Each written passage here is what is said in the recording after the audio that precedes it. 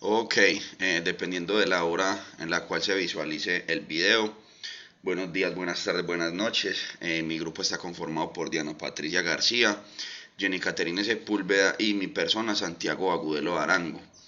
El fragmento que a nosotros nos compete tratar de exponer ante ustedes de la mejor manera posible es sobre amnesias. Pero primero, si vamos a hablar de amnesias, debemos de alguna forma hablar o charlar sobre lo que es la memoria.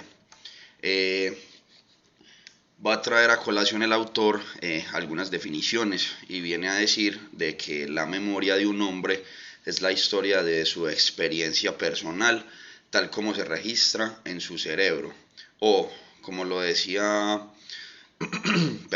Sokolov en 1970, que la memoria podría definirse como esa conservación de la información transmitida por una señal después de haberse suspendido la acción de dicha señal.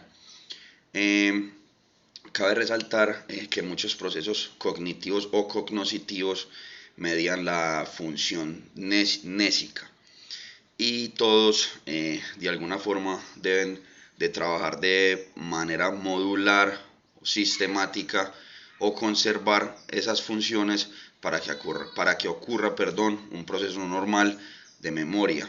Por ejemplo, la atención, que ante todo es necesaria para registrar la información.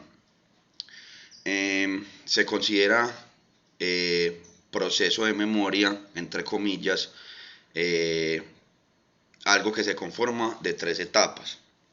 Lo primero es la codificación o retención. Lo segundo es el almacenamiento. Y tercero, la evocación o recuperación de la información. Entonces, pasando al tema de las amnesias, amnesia vendría a poderse definir como la incapacidad para recordar eventos durante un periodo de tiempo.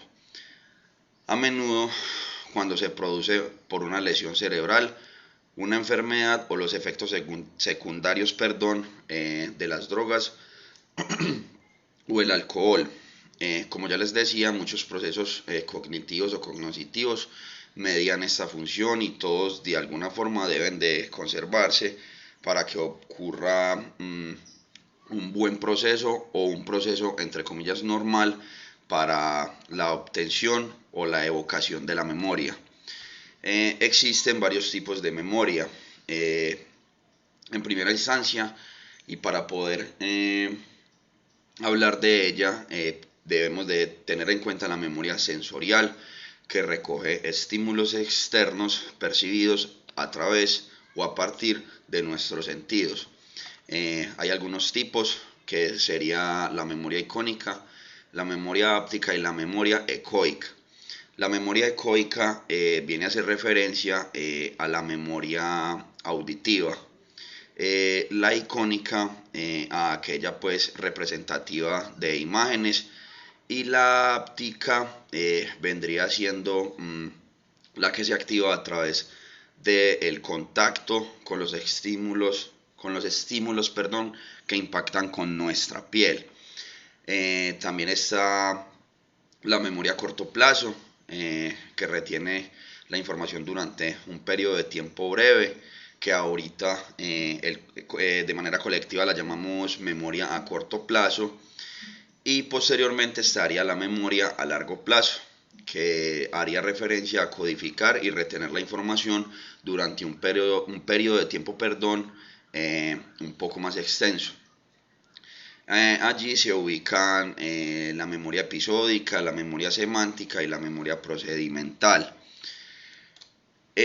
Con respecto a los mecanismos cerebrales, ya estábamos diciendo y vale hacer hincapié o énfasis aquí de que muchas estructuras deben de funcionar de manera conjunta para que haya un buen proceso cognitivo y pueda haber memoria, por así decirlo.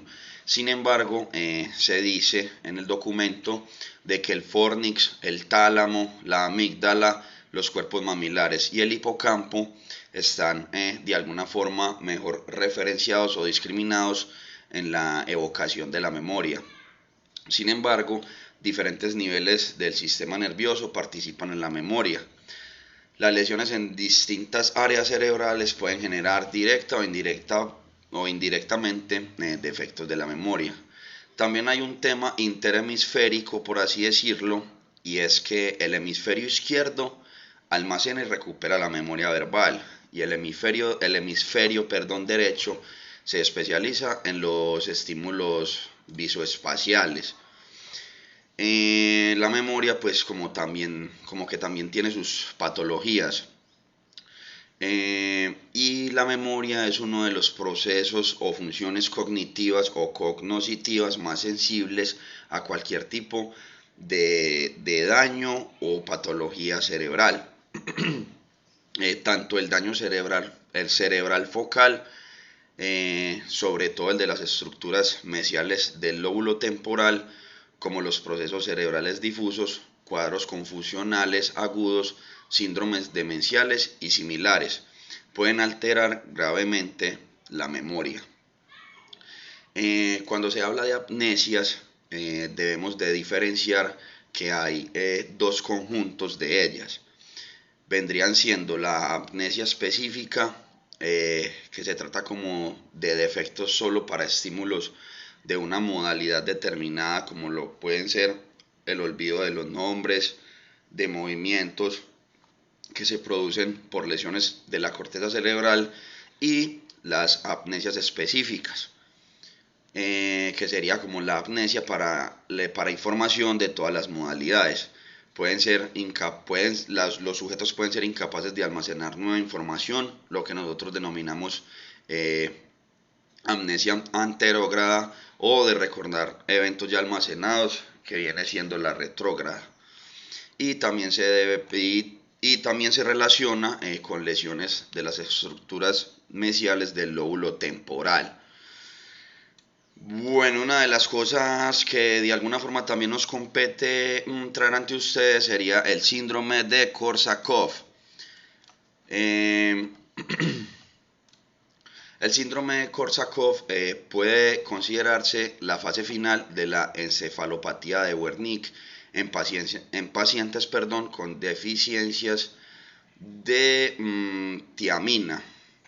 La tiamina viene siendo un nutriente, según entiendo, como la vitamina B, que el cuerpo necesita en pequeñas cantidades para funcionar y mantenerse sano. Este ayuda a algunas enzimas a funcionar correctamente y ayuda a descomponer los azúcares de los alimentos y mantiene los nervios y el corazón saludables. Karl Wernicke describió la encefalopatía que lleva su nombre en alcohólicos crónicos, caracterizada por la oftalmoplegia, ataxia y cambios comportamentales.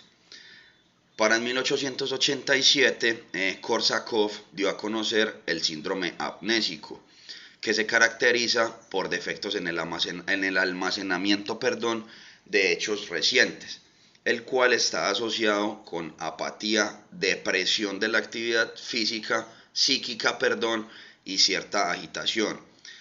Este síndrome de Korsakoff está adjunto o relacionado al 10% de los pacientes alcohólicos. En la fase aguda del síndrome de Korsakoff casi siempre está presente un síntoma muy particular de este síndrome, y sería la confabulación. Es decir, las lagunas de memoria se llenan con relatos de experiencias pasadas que son ajustados a la realidad actual del sujeto. Y esto tiende a desaparecer en pacientes crónicos. El proceso de evocación o recuperación de la información ya almacenada también parece estar en riesgo en este síndrome de Korsakoff.